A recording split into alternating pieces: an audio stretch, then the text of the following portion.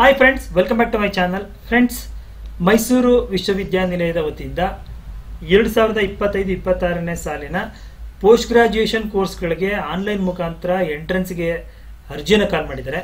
ಬನ್ನಿ ಇವತ್ತಿನ ವಿಡಿಯೋದಲ್ಲಿ ಈ ಆನ್ಲೈನ್ ಅರ್ಜಿಗೆ ಸಂಬಂಧಪಟ್ಟಂತೆ ಯಾವತ್ತಿಂದ ಅಪ್ಲೈ ಮಾಡಬೇಕು, ಯಾವತ್ತು ಲಾಸ್ಟ್ ಡೇಟ್ ಆಗುತ್ತೆ, ಮತ್ತೆ ಏನೆಲ್ಲ ಎಂಟ್ರೆನ್ಸ್ ಎಕ್ಸಾಮ್ಗೆ ಫೀಸನ್ನ ನೀವು ಪೇ ಮಾಡಬೇಕು, ಮತ್ತೆ ಇದಕ್ಕೆ ಸಂಬಂಧಪಟ್ಟಂತೆ ಎಲ್ಲ ಸಂಪೂರ್ಣ ಮಾಹಿತಿನ ತಿಳಿಸ್ಕೊಡ್ತೀನಿ.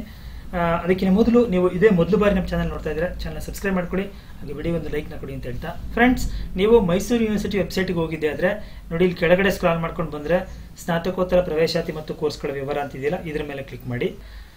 ಇಲ್ಲಿ ಹೇಳ್ತಾ ಹೋಗ್ತಾರೆ. ಎಲಿಜಿಬಲ್ ಕ್ಯಾಂಡಿಡೇಟಿಂದ ಎ ಮತ್ತು ಬಿ ಸ್ಕೀಮ್ಗೆ ಸಂಬಂಧಪಟ್ಟಂತೆ ನಾವು ಪೋಸ್ಟ್ ಗ್ರಾಜ್ಯುಯೇಷನ್ ಕೋರ್ಸ್ಗಳು 2025-26ನೇ ಸಾಲಿಗೆ ಅರ್ಜಿಯನ್ನು ಕಾಲ್ ಮಾಡಿದ್ದೀವಿ. ಏನು ಮೈಸೂರು ವಿಶ್ವವಿದ್ಯಾನಿಲಯದ ಅಂಡರಲ್ಲಿ ಬರುವಂಥ ಎಲ್ಲ ಕಾಲೇಜುಗಳಿಗೂ ಇದು ಅಪ್ಲೈ ಆಗುತ್ತೆ ಅಂತ ಹೇಳ್ತಾರೆ. ಎಂಟ್ರೆನ್ಸ್ ಎಕ್ಸಾಮು ಕಂಪಲ್ಸರಿ ಇರುತ್ತೆ. ಎಲ್ಲ ಪೋಸ್ಟ್ ಗ್ರಾಜ್ಯುಯೇಷನ್ ಪ್ರೋಗ್ರಾಮ್ಗಳಿಗೆ ನೀವು ಕಡ್ಡಾಯವಾಗಿ ಬರೀಬೇಕು. ಯಾರು ಬರೆಯೋಂಗಿಲ್ಲ ಅಂತ ಹೇಳಿದ್ರೆ ಫಾರಿನ್ ನ್ಯಾಷನಲ್ ಸ್ಟೂಡೆಂಟ್ಸ್ಗಳು ಮಾತ್ರ ಬರೆಯೋಂಗಿಲ್ಲ. ಒಂದಕ್ಕಿಂತ ಹೆಚ್ಚಿಗೆ ಸಬ್ಜೆಕ್ಟ್ಗಳಿಗೆ ಅಪ್ಲೈ ಮಾಡ್ತೀರಾ ಅಂತ ಹೇಳಿದ್ರೆ ಪ್ರತಿಯೊಂದು ಸಬ್ಜೆಕ್ಟ್ಗೂ ಸಪರೇಟ್ ಆಗಿ ನೀವು ಅರ್ಜಿಯನ್ನು ಸಲ್ಲಿಸಬೇಕಾಗಿರುತ್ತೆ. ಕೆಲವೊಂದು ಗ್ರೂಪ್ ಸಬ್ಜೆಕ್ಟ್ಗಳು ಅಂತ ಮಾಡಿದರೆ ಆ ಗ್ರೂಪ್ ಅನ್ನ ಬಿಟ್ಟು ಇನ್ನೇನಾದ್ರೂ ಬೇರೆ ನೀವು ಸಬ್ಜೆಕ್ಟ್ಗಳಿಗೆ ಸೇರ್ತೀರಾ ಅಂತ ಹೇಳಿದ್ರೆ ಇಂಡಿವಿಜುವಲ್ ಆಗಿ ಅಪ್ಲೈ ಮಾಡಿ. ಇಲ್ಲಿ 4 ಗ್ರೂಪ್ ಅಂತೇಳಿ ಒಂದಷ್ಟು ಗ್ರೂಪ್ ಆಫ್ ಸಬ್ಜೆಕ್ಟ್ಗಳನ್ನ ಮಾಡಿದ್ದಾರೆ. ಫಸ್ಟ್ ಗ್ರೂಪ್ ಅಲ್ಲಿ zoology, applied zoology, botany, biotechnology ಇವೆಲ್ಲ ಬರ್ತವೆ. ಗ್ರೂಪ್ 2 ನಲ್ಲಿ Ambedkar studies, Buddhist studies, social justice and empowerment, cooperation, development studies, ಈ ತರದೊಂದು ಕೋರ್ಸ್ ಬರುತ್ತೆ. ಗ್ರೂಪ್ 3 ನಲ್ಲಿ ಎಂ.ಕಾಮ್ ಮತ್ತೆ ಎಂ.ಕಾಮ್ ಫಿನಾನ್ಷಿಯಲ್ ಸರ್ವಿಸ್ ಬರುತ್ತೆ. ಗ್ರೂಪ್ 4 ಅಲ್ಲಿ MSc ಕೆಮಿಸ್ಟ್ರಿ, ಆರ್ಗ್ಯಾನಿಕ್ ಕೆಮಿಸ್ಟ್ರಿ ಬರುತ್ತೆ. ಈ ಗ್ರೂಪ್ ಅಲ್ಲಿ ಯಾವ ಸಬ್ಜೆಕ್ಟ್ಗಳಿಲ್ಲ ಆ ಸಬ್ಜೆಕ್ಟ್ಗಳನ್ನ ನೀವು ಸೇರ್ಕೋತೀರಾ ಅಂತ ಹೇಳಿದ್ರೆ ನೀವು ಇಂಡಿವಿಜುವಲ್ ಆಗಿ ನೀವು ಎಂಟ್ರೆನ್ಸ್ ಎಕ್ಸಾಮ್ ಅನ್ನು ಅಟೆಂಡ್ ಮಾಡಬೇಕಾಗಿರುತ್ತೆ. ನೀವೇನಾದ್ರೂ MBA, MCA, MTech ಗಳಿಗೆ ಸೇರ್ತೀರಾ ಅಂತ ಹೇಳಿದ್ರೆ ನೀವು PG CET ಅನ್ನ ಬರೆಯೋ ಅಗತ್ಯ ಇಲ್ಲ. ನೀವು KE ಕಂಡಕ್ಟ್ ಮಾಡುತ್ತಲ್ಲ ಆ PG CET ಇಂದ ನೀವು ಬರಬೇಕಾಗಿರುತ್ತೆ. ಜೊತೆಗೆ ನೀವೇನಾದ್ರೂ BArc, MArc, B ಪ್ಲಾನ್ ತಗೋತೀರಾ ಅಂತ ಹೇಳಿದ್ರೆ national aptitude test for architecture ನಡೆಸುತ್ತಲ್ಲ ಕೌನ್ಸಿಲ್ ಆಫ್ ಆರ್ಕಿಟೆಕ್ಚರ್ ಡೆಲ್ಲಿನಲ್ಲಿ, ಅವರು ನಡೆಸುವಂತಹ ಎಂಟ್ರೆನ್ಸ್ ಇಂದ ಬರಬೇಕಾಗಿರುತ್ತೆ ಈ ಕೋರ್ಸ್ಗಳಿಗೆ. ಈ ಒಂದು PG ಎಂಟ್ರೆನ್ಸ್ ಎಕ್ಸಾಮಿನೇಷನ್ ಯಾವ ತರ ಇರುತ್ತೆ ಅಂತ ಹೇಳಿದ್ರೆ ಫ್ರೆಂಡ್ಸ್, ನೀವು ತಗೊಳ್ಳುವಂತ ಸಬ್ಜೆಕ್ಟ್ ರಿಲೇಟೆಡ್ 50 ಮಾರ್ಕ್ಸ್ಗೆ ಈ ಒಂದು ಎಂಟ್ರೆನ್ಸ್ ಟೆಸ್ಟ್ ನಡೆಯುತ್ತೆ. ಇದೆಲ್ಲವೂ ಆಬ್ಜೆಕ್ಟಿವ್ ಟೈಪ್ ಇರುತ್ತೆ.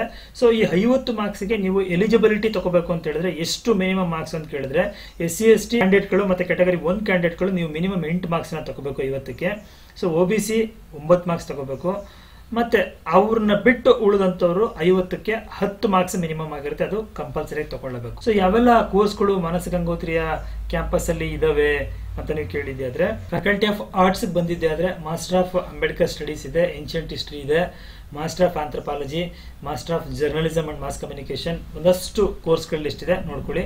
ಹಾಗೆ ಫ್ಯಾಕಲ್ಟಿ ಆಫ್ ಸೈನ್ಸ್ ಅಲ್ಲಿ ಬಂದಿದ್ದೆ ಆದ್ರೆ MSc ಇನ್ ಆಂಥ್ರೋಪಾಲಜಿ, MSc ಇನ್ ಜುವಾಲಜಿ, ಬಯೋಕೆಮಿಸ್ಟ್ರಿ, ಬಯೋಟೆಕ್ನಾಲಜಿ, ಒಂದಷ್ಟು ಕೋರ್ಸ್ಗಳಿದಾವೆ, ನೀವು ಅದನ್ನು ನೋಡ್ಕೋಬಹುದಾಗಿರುತ್ತೆ ಇಲ್ಲಿ. ಹಾಗೆ ಫ್ಯಾಕಲ್ಟಿ ಆಫ್ ಕಾಮರ್ಸ್ ಬಂದರೆ M.Com ಇದೆ, ಅದು ಬಿಟ್ಟರೆ MBA ಅಗ್ರಿ ಬಿಸಿನೆಸ್ ಇದೆ, ಮತ್ತೆ MBA ಇದೆ. ಈ MBAಗೆ ನೀವು ಥ್ರೂ KE ಮುಖಾಂತರ ಬರಬೇಕಾಗಿರುತ್ತೆ. ಮತ್ತೆ ಫ್ಯಾಕಲ್ಟಿ ಆಫ್ ಎಜುಕೇಶನ್ ಬಂದರೆ M.Ed ಇದೆ, MP.Ed ಇದೆ, B.P.Ed ಇದೆ. ಫ್ಯಾಕಲ್ಟಿ ಆಫ್ ಲಾಗ್ ಬಂದರೆ LLM ಕೋರ್ಸು. ಹಾಗೆ ಒಂದಷ್ಟು ಪೋಸ್ಟ್ ಗ್ರಾಜುಯೇಟ್ ಡಿಪ್ಲೊಮಾ ಕೋರ್ಸ್ಗಳು ಕೂಡ ಇದಾವೆ, ಒಂದಷ್ಟು ಡಿಪ್ಲೊಮಾ ಸರ್ಟಿಫಿಕೇಟ್ ಕೋರ್ಸ್ ಇದಾವೆ, ಬರೇ ಸರ್ಟಿಫಿಕೇಟ್ ಕೋರ್ಸ್ ಇದಾವೆ. ಮತ್ತೆ ಅಂಡರ್ A ಸ್ಕೀಮ್ನಲ್ಲಿ ಯಾವ ಕೋರ್ಸ್ಗಳಿದಾವೆ, B ಸ್ಕೀಮ್ನಲ್ಲಿ ಯಾವ ಕೋರ್ಸ್ಗಳಿದಾವೆ, ಸರ್ಟಿಫಿಕೇಟ್ ಕೋರ್ಸ್ಗಳು ಯಾವುದು, ಮತ್ತೆ ಸಿಸ್ಟ್ ಅಂತ ಇದೆ, ಅಲ್ಲಿ ಯಾವೆಲ್ಲ ಕೋರ್ಸ್ಗಳನ್ನ ಕಾಲ್ ಮಾಡಿದ್ದಾರೆ. ಮತ್ತೆ school of planning and architecture ಅಂತಿದೆ, ಅಲ್ಲಿ 5 ವರ್ಷದ BArc ಇದೆ, 2 ವರ್ಷದ MArc ಇದೆ, ಮತ್ತೆ B ಪ್ಲಾನ್ ಅಂತೇಳಿ ಅದೊಂದಷ್ಟಿದೆ. ಮತ್ತೆ M.Tech urban and regional planning, ಒಂದಷ್ಟು ಕಾನ್ಸ್ಟಿಟ್ಯೂಂಟ್ ಕಾಲೇಜುಗಳು, ಅಫಿಲಿಯೇಟ್ ಕಾಲೇಜುಗಳು ಮೈಸೂರು ಯೂನಿವರ್ಸಿಟಿ ಅಂಡರ್ ಬರುತ್ತೆ. ಆ ಯಾವ ಕಾಲೇಜುಗಳಲ್ಲಿ ಯಾವೆಲ್ಲ ಕೋರ್ಸ್ಗಳಿದಾವೆ ಅಂತ ಅನ್ನೋದನ್ನ ಇಲ್ಲಿ ತೋರಿಸ್ತಾ ಇದ್ರೆ ನೀವು ನೋಡ್ಕೊಳ್ಳಿ. ಈ ಎಂಟ್ರೆನ್ಸ್ ಎಕ್ಸಾಮ್ಗೆ ಸಂಬಂಧಪಟ್ಟಂತೆ ಕೆಲವೊಂದು ಜನರಲ್ ಇನ್ಸ್ಟ್ರಕ್ಷನ್ ತುಂಬಾ ಇಂಪಾರ್ಟೆಂಟ್. ಏನು ಅಂತ ಕೇಳಿದ್ರೆ, ನೀವು ಯಾವುದೇ ಕ್ಯಾಂಡಿಡೇಟ್ ಅಥವಾ ಸ್ಟೂಡೆಂಟಿಗೆ ನೀವು ಫೈನಲ್ ಸೆಮಿಸ್ಟರ್ ಎಕ್ಸಾಮ್ ಬರೀತಾ ಇದ್ರೆ ನೀವು ಕೂಡ ಅಪ್ಲೈ ಮಾಡೋದಕ್ಕೆ ಎಲಿಜಿಬಲ್ ಇದ್ದೀರಾ. ನಿಮ್ಮ ಫೈನಲ್ ಮಾರ್ಕ್ಸ್ ಕಾರ್ಡ್ ಬಂದಂತ ನಂತರದಲ್ಲಿ ಅಡ್ಮಿಷನ್ ಅಲ್ಲಿ ಅದನ್ನು ತೋರಿಸಬೇಕಾಗಿರುತ್ತೆ. ಇವಾಗ ಏನು ತೊಂದರೆ ಇಲ್ಲ, ನೀವು ಅಪ್ಲೈ ಮಾಡಬಹುದು. ಆಮೇಲೆ ಪ್ರತಿಯೊಬ್ಬರು ಕೂಡ ಎಂಟ್ರೆನ್ಸ್ ಎಕ್ಸಾಮ್ ಅನ್ನ ಕಡ್ಡಾಯವಾಗಿ ಬರೀಲೇಬೇಕು ಅಂತ ಹೇಳ್ತಾರೆ. ಇದು ಆನ್ಲೈನ್ ಅಲ್ಲೇ ಅಪ್ಲಿಕೇಶನ್ ಅನ್ನ ಹಾಕಬೇಕು. ಯಾವುದೇ ಅದರ್ ಮೋಡಲ್ ಹಾಕೋಂಗಿಲ್ಲ. ಆನ್ಲೈನ್ ಅಪ್ಲಿಕೇಶನ್ ಈಗ ಆಲ್ರೆಡಿ ಜುಲೈ 8ರಿಂದ ಪ್ರಾರಂಭ ಆಗಿದೆ. ಜುಲೈ 23 ಕಡೆಯ ದಿನಾಂಕ ಆಗಿರುತ್ತೆ, ಆದಷ್ಟು ಬೇಗ ಹಾಕಿ. ಫೀಸ್ ಇದೆ ಇದಕ್ಕೆ, ಇದನ್ನ ಆನ್ಲೈನ್ ಅಲ್ಲೇ ಪೇ ಮಾಡಬೇಕು. ಇರ್ರೆಸ್ಪೆಕ್ಟಿವ್ ಆಫ್ ಕ್ಯಾಟಗರಿ ನೀವು ಎಲ್ಲಾ ಕೋರ್ಸ್ಗಳಿಗೂ 1200 ರೂಪಾಯಿನ ಕಟ್ಟಬೇಕಾಗಿರುತ್ತೆ.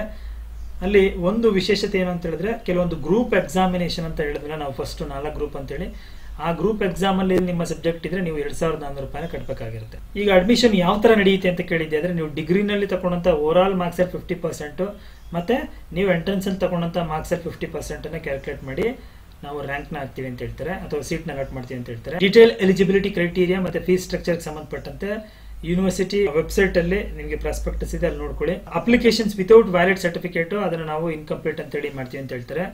ಸೊ ಫ್ರೆಂಡ್ಸ್, ನೋಡಿದ್ರಲ್ಲ, ಇದು ಮೈಸೂರು ಯೂನಿವರ್ಸಿಟಿಯಲ್ಲಿ 2025-26ನೇ ಸಾಲಿಗೆ ಕಾಲ್ ಮಾಡಿರುವಂತಹ PG ಎಂಟ್ರೆನ್ಸ್ ಎಕ್ಸಾಮಿನೇಷನ್ಗೆ ಸಂಬಂಧಪಟ್ಟಂತ ಸಂಪೂರ್ಣ ಮಾಹಿತಿ. ವಿಡಿಯೋ ಯೂಸ್ಫುಲ್ ಆಗಿದ್ರೆ ವಿಡಿಯೋಗೊಂದು ಲೈಕ್ ನ ಕೊಟ್ಟು ಫ್ರೆಂಡ್ಸ್ ಮತ್ತೆ ಫ್ಯಾಮಿಲಿಗೆ ಶೇರ್ ಮಾಡಿ. ಮುಂದಿನ ವಿಡಿಯೋದಲ್ಲಿ ಮತ್ತೊಂದು ಹೊಸ ವಿಷಯದೊಂದಿಗೆ ಮುಂದೆ ಬರ್ತೀನಿ. ಎಲ್ಲರಿಗೂ ಥ್ಯಾಂಕ್ ಯು, ಬೈ ಬೈ.